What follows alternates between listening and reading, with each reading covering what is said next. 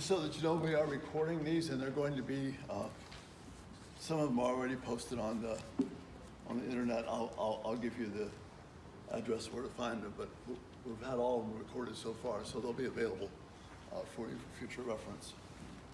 Okay, this morning's lesson is on the chapter we're talking about. You can be peacemakers. Just as I mentioned the term peacemaker, Bill walks in the door. So glad you're here to hear this vital message. Glad to be here. Did you get a handout? No, I did not. Are there extras? Yes. Oh, okay. Well, there's a pretty picture on here. Yeah. Some of you may remember it from college days. But anyway, we'll get there. Far back. But we'll get there. Okay. This is about being a peacemaker. We're getting towards the close of the study. We just have two more left after this one. So the point of peacemaking is a little bit different than you might think, but Jay does a really good job in laying out for us in these opening verses of chapter 4 of James what is about peace. Peacemaking starts with winning the war within so that you can honor God instead of your fleshly desires. Let me read the passage. What is the source of wars and fights among you? Don't they come from your passions that wage war within you? That is your fleshly members, and that's what the Greek text actually references. You desire and you do not have. You murder and covet and cannot obtain. You fight and wage war. You do not have because you do not ask. You ask and don't receive because you ask with wrong motives, so that you may spend it on your pleasures.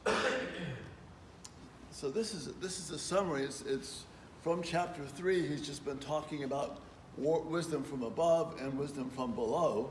And he's saying, where does these fights come from? And they come from wisdom from below. And he fleshes that out for us in these 3 verses. I think what is important is that James, writing in the wisdom literature style, is drawing together from other parts of the New Testament and even other parts of his own epistle to bring everything kind of together in these 3 verses to help us understand why we have conflict. So you might think the terminology here of the waging of war, that you murder and covet and can't obtain, you fight and wage war, it may seem a little bit strong because you may not recall murdering anyone recently. But what does Jesus say about what constitutes murder? If I have anger in my heart towards someone, and again, the language is quite strong, that if you harbor bitterness and resentment, if you have an ongoing hatred of someone where you continually cast them as a foolish person, the language is strong there. The judgment of God is upon you. So we may not think of ourselves as actually committing murder, but if you're walking around harboring anger, if you're desiring something, I want that, it's mine, I should have had it, I can't have it, life is not right because I don't have it, that's the sin of covetousness, which Paul says all the other sins were opened up to him. And that represents where my heart is. And we're waging war in these areas. And then he says you do not have because you do not ask. And remember back in chapter 1 when he talks about wisdom and wisdom from the heart, and that if you desire wisdom, you can have it, but you have to ask in wisdom and faith and trust in God and not doubting. And we'll get more into that. So he's really tying a bunch of biblical themes together. And so if you are praying for something and it seems like that God isn't giving it to you, and you become frustrated to the point of that, it's important to check, what are you praying for? Are you praying for something that's going to benefit you, or are you praying for conflict to end without having to go to war? So maybe we'll talk about that. So from chapter 7, going back to that when he talks about mastering desires, remember that Jay said there are 2 types of desires. The first desire is a bodily, innate desire. And those are things like hunger, sexual cravings. These are part of what it means to be a human. They're not bad initially. They're not bad in and of themselves. But these desires cannot be eliminated. They can only be controlled. So you cannot wipe these things out. You can just control them. Then the second set of desires, you recall, are mind-implanted desires. And that would be things like desire for money, power, recognition. These things are not innate. The desires are not something which are necessarily sinful. Notice the progression that Jay gives here. When they're acquired biblically, aroused biblically, and gratified biblically. Those three things. So you can long for power in the right sense so that you can do the things that God has called you to do, or expand the kingdom of God and know God's power in that way. And then you pray for that power to come about if the Holy Spirit works in you and others to bring about that. So that's a good way to pray for power. But if I'm wanting power simply so I can lord it over someone, or so I can shut someone up in my life, or figure out a way to dominate them, or figure out how I can have the people come back in an argument so we can trade zinger for zinger, or if we live by certain sorts of platitudes like, well, heard a lady explain to me one time, she taught her kids never to start a fight, but be sure they could finish it. But that's so, Lee Iacocca, when he lost his job with Ford Motor Company, this was just after he had helped birth the Mustang.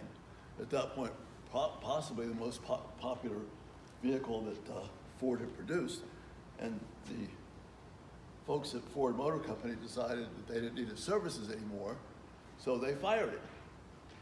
So Lee Iacocca's mantra at that point, his passion for living, was, I'm not going to get mad, I'm going to get even.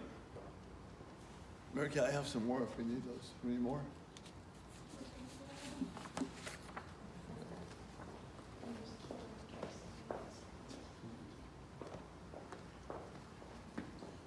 So again, those are types of, Iacocca was strongly driven, but that's a mind-implanted desire. And it shaped him and drove him and focused him to that point. So it was power, but it wasn't necessarily acquired biblically. It wasn't necessarily aroused biblically, and it certainly wasn't gratified biblically. And then he came to Chrysler and rebuilt Chrysler from the ground up, and gave them, I don't know, anybody ever here own a K car? I own a K car. My parents had one. My parents had bought one, I think. Yeah, well, that's Iacocca. Yeah, he turned Chrysler around with that car. And it was an affordable car, cheap, worked. I drove mine for 180,000 miles, and Ted Tripp drove it the other 40,000 miles until it fell apart. But, Verge of bankruptcy when he took over. what's that? They were on the verge of Yes, bankruptcy when he yes, took they were about to go in, and he repaid the loan that was given to him, unlike some other places. So Iacocca did some amazing things. Probably nobody will recognize this, and the only mistake Chrysler made was getting rid of the slant six engine, but we'll pass on that one. Okay, so that's an example of somebody being powerfully driven, but not necessarily in a way that was biblical, but he had an impact. But that's that mind-implanted desires, and you could certainly say that Iacocca was a driven man. So this is where we need to be aware. So these implants, these implanted desires, they're powerful, as we see in Romans 6 and 7, to the point where Paul wishes he could be done with them. And he's tired of these things in the flesh dominating and controlling him. So he just wants it done. I want out. I don't want to be controlled by this stuff anymore. But the good thing is, as Colossians 3:5 says, if it's a mind-implanted desire, it's something that if it's not honoring to God, it can be crucified, it can be put to death, it can be done away with. So there's hope in that. So that's kind of a refresher here for desires. So peace then comes only when a war has been won. See, in our culture, we tend to think that peace just is the natural state of things. But since the fall, the natural state of things is war.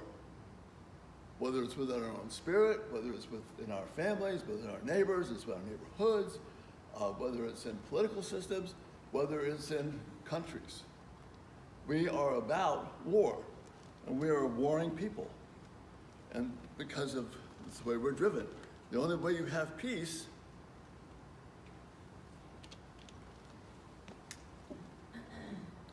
is if you defeat and control the enemy. So for example, you're struggling with anger.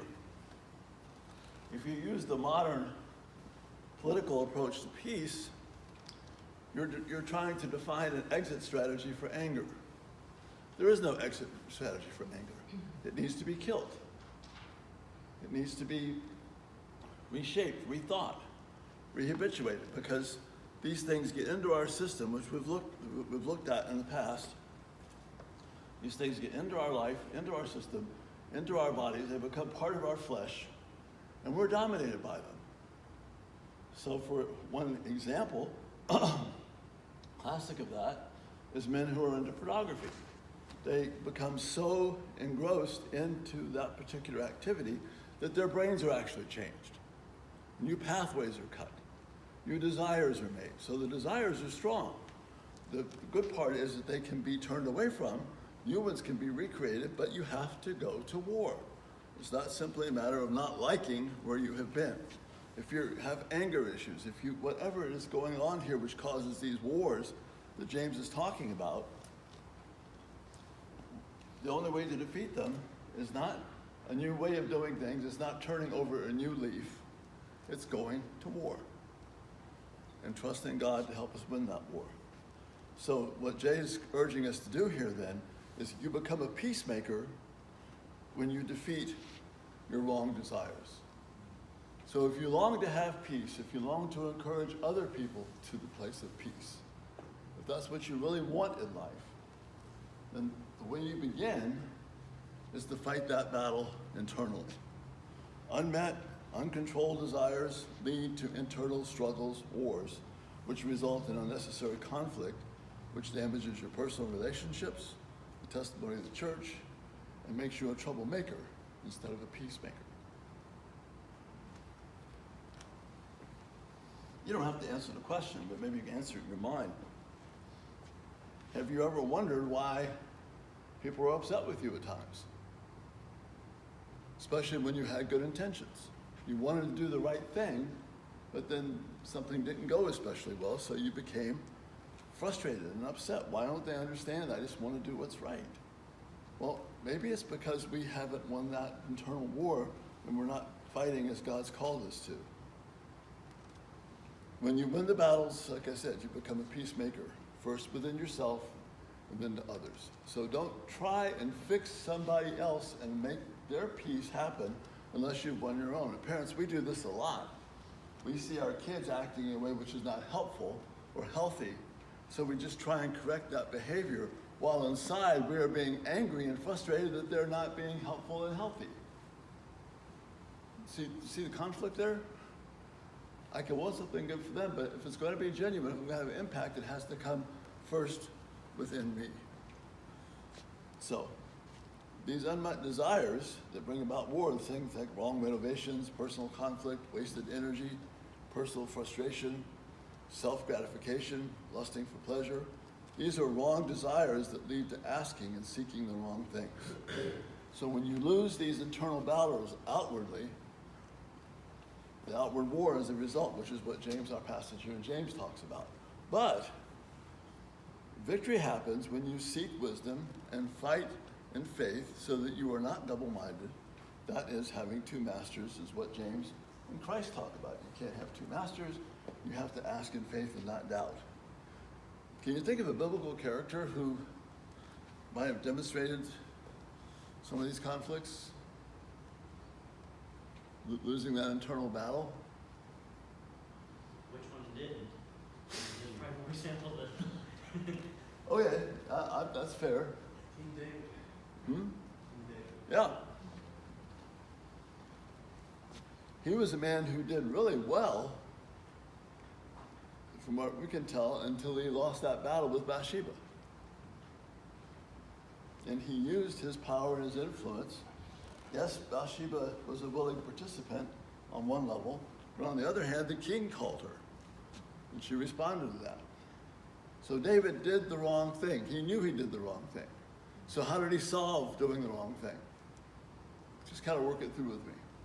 He knows he did the wrong thing with Bathsheba. How was that really brought home to him that he did the wrong thing? I mean, he knew it because he knew the law. But what really drove it home to him that he didn't do right? His son died. Hmm? He lost his son. Earlier.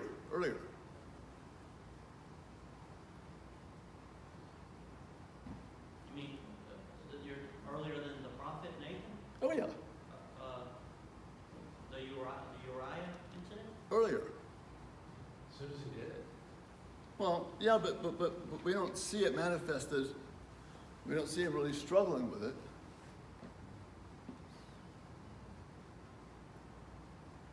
What brought about Uriah? Baby. Hmm? The baby.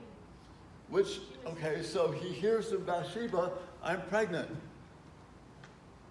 So that's when first time he realizes he has to come to grips with his sin.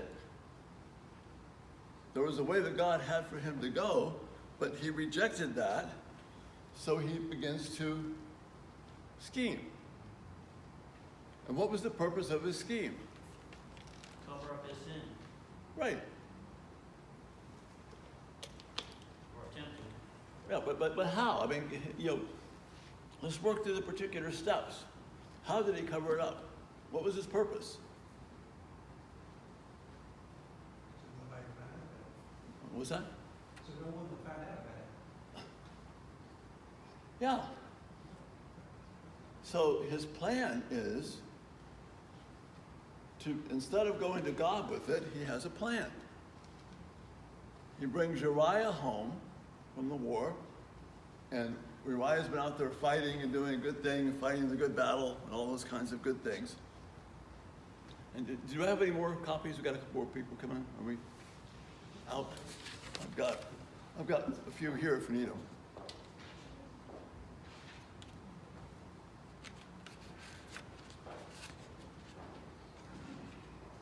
Anybody not have one? Everybody got it? Okay. So Uriah is called. He's been out fighting the battle. David brings him in, gets the report, praises him, thanks him for his service. And then what does David do?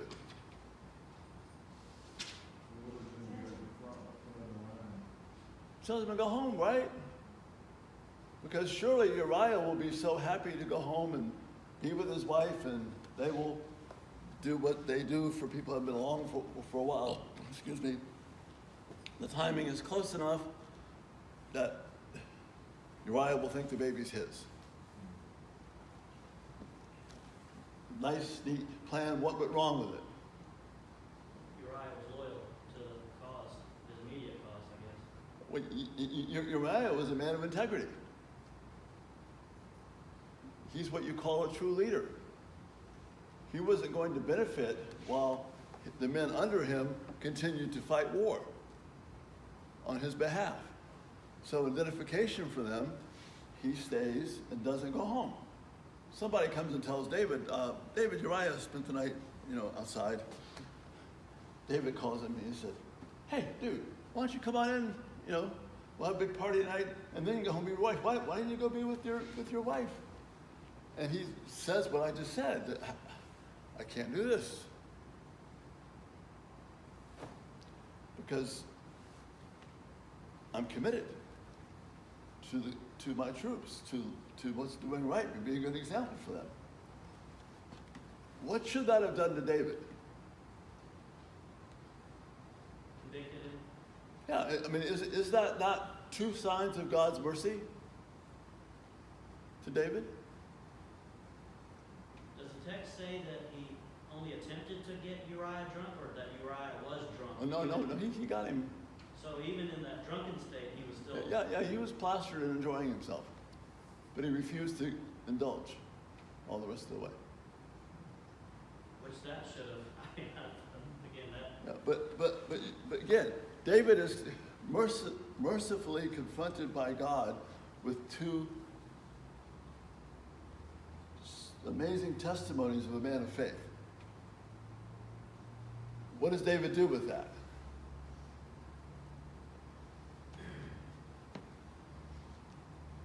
continue scheming. Okay, and why is he scheming? Because he's giving into desires to protect himself. And if your ultimate desire in a relationship, in anything, is to make yourself look good, what's that going to do for you to be able to interpret the word of truth? It's going to make you skew that word of truth.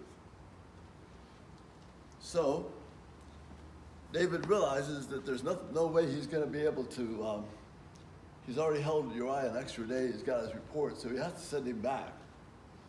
So he knows that Uriah is a man of integrity. I can't believe this. This guy does what's right. So what does David do next? He devises this plan. What does he have to do to make the plan work?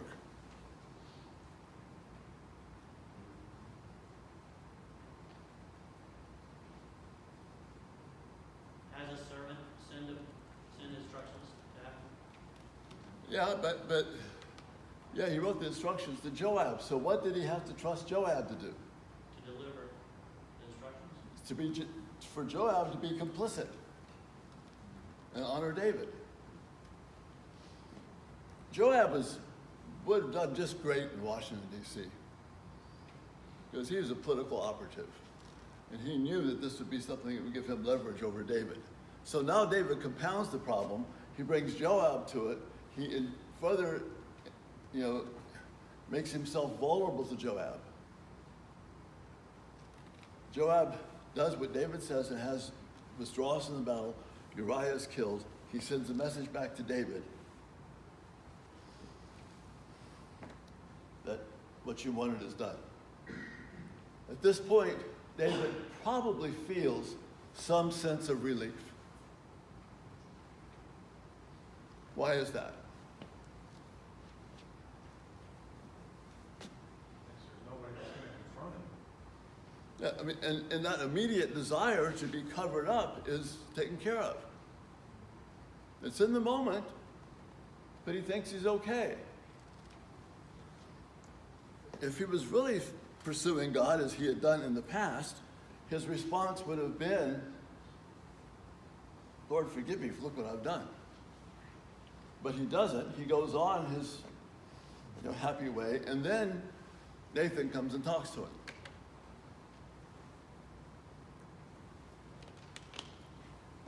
Nathan, being a pretty smart fellow, still realizing that David was king, still realizing that even though David had respected him in the past, that Nathan had enough sense to understand that if you wrongly confront a king in the wrong way, it could be kind of a career-ending move. Like it's in life-ending move, okay? So he does this thing with the little lamb, and which gives us some sense of David's nature towards Bathsheba, because he portrays this landowner, and he could have had anything he wanted, any lamb he wanted, but he took this one, and he kind of preyed upon that. So it gives you a little more sense of perhaps what David was doing with Bathsheba, the fairness of that. And so Nathan tells him the story about how this rich guy had come along and taken the poor man's lamb and used it for his own pleasure. What happens to David?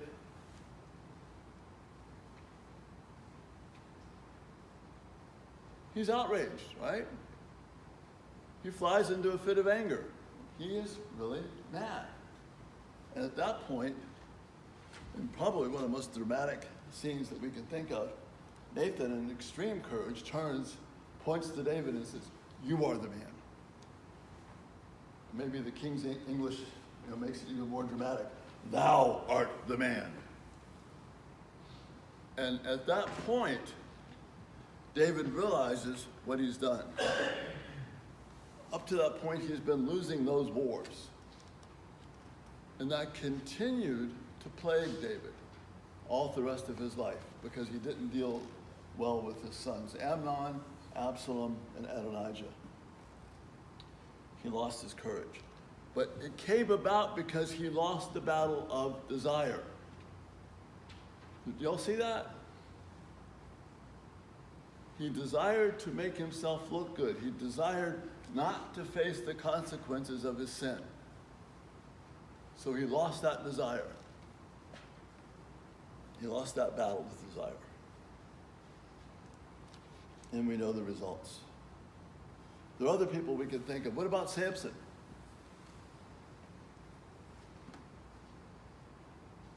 What was his desire problem? Desiring a pagan lady? Yeah, that's the first one he desired. There have been several. And so he desires her, and his desires begin to control him. Remember what Ruth always used to say, sin makes you stupid. And if you're following your desires, you are, in fact, what the Proverbs call a stupid fool. Because you lose all sense of being able to protect yourself. Just as we see David hatching this very sophisticated plan, Samson is confronted with an even more sophisticated, more gross, immediate thing. Because the backstory is the Philistines, say to Delilah, look, you get the truth out of Samson, how we can kill him. This guy's being a real pain to us. You get the truth out of him, and we'll pay you, each of us, 1,100 pieces of silver. And so Delilah, who was probably already in the wrong road relationship and her own desires with that, goes along with it. So not once, but 3 times, it makes it very obvious that she's trying to kill David. So after the first time, with the ropes and all that, tie him up and he breaks the ropes and he wakes up.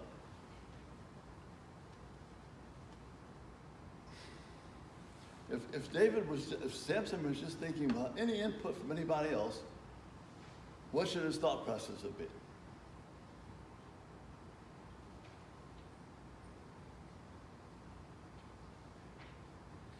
He was set apart to serve God.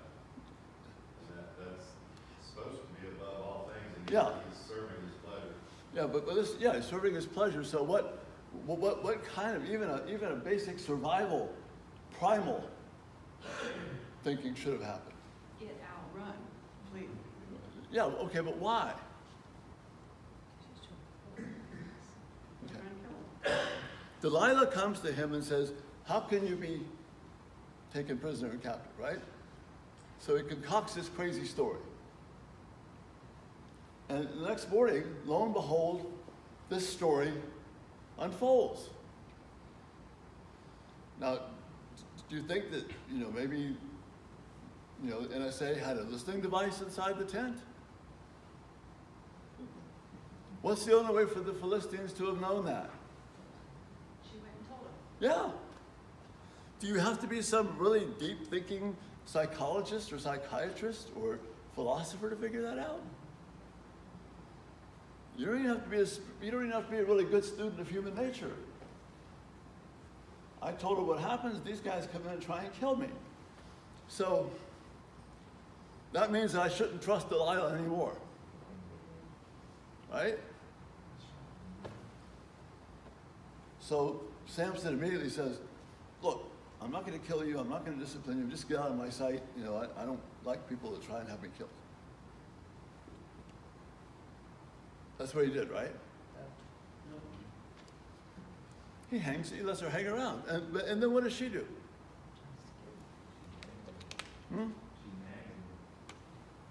Well, more than that, I can't believe that you say you love me and you won't let me kill you. How can I ever trust you? This is terrible. 3 times this happens. What battle is Samson losing? Well, sin makes you stupid. He's losing that battle of desire because there was something about Delilah that he wanted, and it allowed him to push everything else out of the way. And that excuses his behavior. And she does this 3 times, and finally, he pays for it with his sight, ultimately his life. The Philistines were equally as stupid because even though they found the secret to it, they ignored the fact that his hair was growing back. They just figured he was safe because he was blind. His hair grows back, he regains his strength, and they place him between 2 pillars that he takes out 3,000 at a single time, finally honoring God at last. So those are 2 examples of men who are entrapped by desire. One just to follow, make myself happy at any cost. And the other was, I can't be found out at any cost. And the results of both are horrific. And this is exactly what James is talking about here. If I don't win this battle, I'm going to be toast. Now, Colossians chapter 2, verse 8, Paul says, don't be taken captive by worldly philosophies that depend upon the human tradition. I went to school a long time ago, the first time, majored in human relations, which if there was ever a 60s major, that was it. And one of the things that we studied intently in my classes was Maslow's hierarchy of needs. Anybody else hear of that? Okay. So what Maslow has helped us to do is to remove desire out and replace it with the word need. I have a need not to be discovered. I have a need for sexual gratification. I have a need to be liked or wealthy. I have a need for self-esteem. And by doing that, by just making that one word change, these are all basic human desires. And so he's got this pyramid that he's laid out for us here. And this goes from kind of the top to the bottom. The bottom is physiological needs, things like water, food, clothing, whatever. Everybody has to have that. In Maslow's theory, I progress up the ladder of importance as I satisfy one set of needs, then I'm driven to accomplish and conquer the next set of needs. So I go from the physiological needs to needs of safety, and so I advance. I'm not just meeting base issues in life. I'm now trying to be safe. I advance from that into issues. I now have a need for friendship and belonging, so I need those things. I seek them out, and then I realize that the next level after that is I need to be a person who's esteemed and valued. So he moves up to that 4th one. Well, we as a culture, and sadly as a church culture, bought this hook, line, and sinker, just like James describes in chapter 1. In Jay's book, if you don't have it, you still get it, Biblical View of Self-Esteem, Self-Love, and Self-Image. He lays this out in detail in several pages, 51 to 58. But Maslow's taken this idea of needing to be esteemed, and so we built the whole self-esteem thing around it. And if you begin to read some of the secular writing on these sort of things, they're now beginning to critique the self-esteem movement as a movement of massive failure.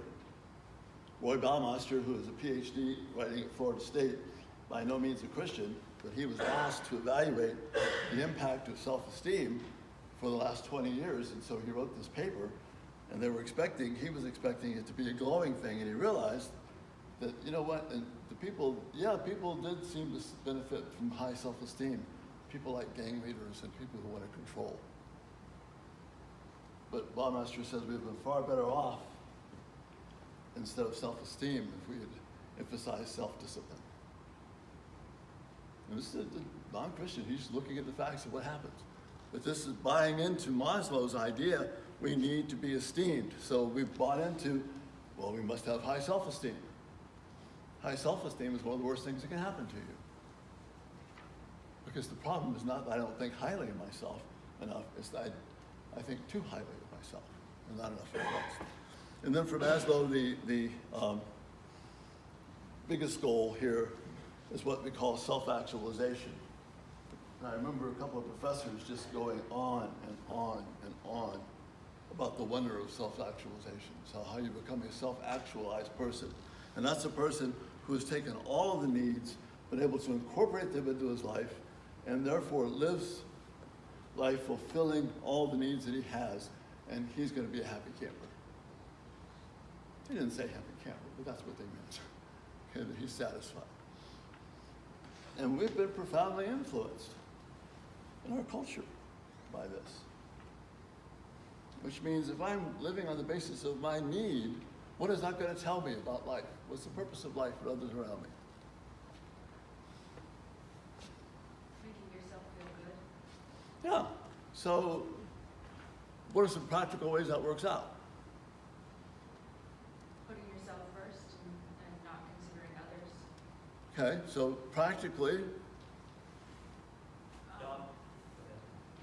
Speed in traffic, shove Yeah. in front of the line, yeah, take what you want. yeah, yeah. The frustration, you know, the wonder of the planners on the 385, 85 interchange, which manages to tie up traffic in all directions, we get frustrated with that. I gotta be first in line, I've gotta get there first. I remember going to school, trying to find a parking place at the U, at great cost and great peril, because if there was a parking space that just opened up, there were no less than 5 cars all heading to that space at the same breakneck speed. If you got there first, you were cool, but then you were hated by everybody else. But that's selfishness. But it also works itself out in the idea of a baby becomes an inconvenient thing.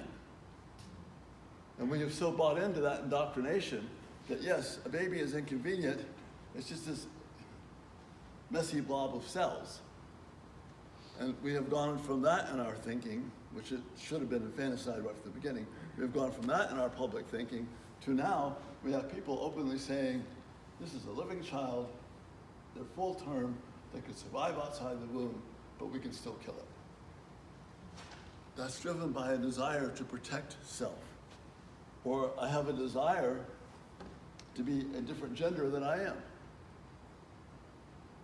So if I desire it long enough, I'm strong enough, I'm not really a man or a woman, I'm whatever I want to be. Or I could be a non-binary and not know, or any combination thereof, which allows people like Facebook, I think they're up to 82 different classifications now for pronouns, for gender. Just remember what Ruth said, sin makes you stupid. When we follow our desires, we become stupid. We become not able to function. So this battle that Jay's talking about here is huge. So I don't have a need for self-esteem. I have a desire for self-esteem. I don't have a need to be first. I don't have a need to be liked. I desire to be liked. That means that I'm contradicting the things that God has called me to be. So for parents, teenagers, if you have a need in sport, not all of us are going to wind up like Tiger Woods. He had a need, and he was driven by it.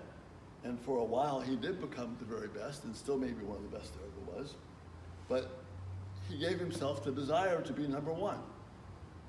What was the problem with that?